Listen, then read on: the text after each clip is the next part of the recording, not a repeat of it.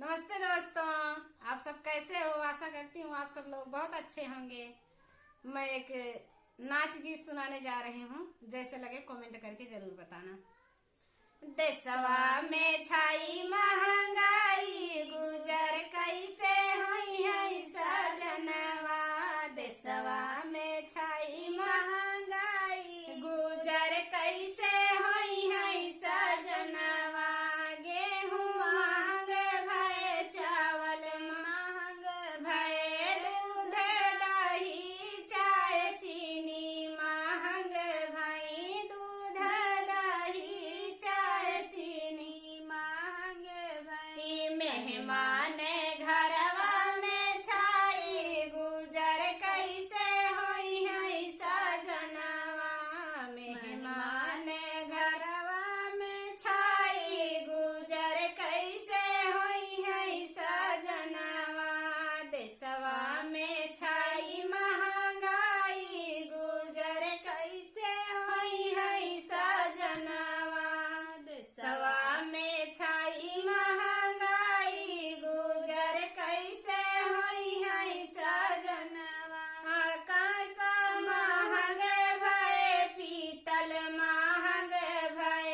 कांसा महंग भय, पीतल महंग भय। सोना या चांदी हीरा महंग भय। सोना या चांदी हीरा महंग भय। देवरऊ कैया है सगाई, गुजर कैसे होई है सजनवा।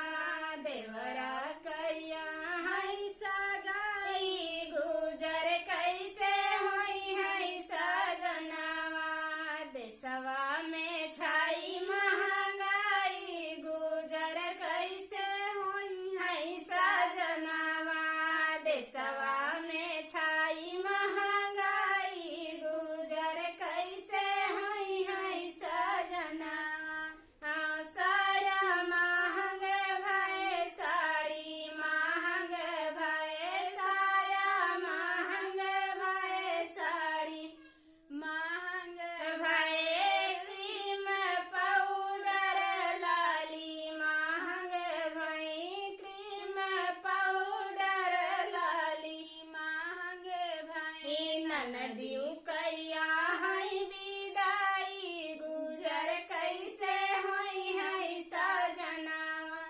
ननदियू कैया है विदाई, गुजर कैसे होई है सजनवा। देशवा में छाई महंगाई, गुजर कैसे होई है सजनवा। देशवा में छाई महंगाई, गुजर कैसे होई है सजनवा। जैसे लगे कमेंट करके जरूर बताना।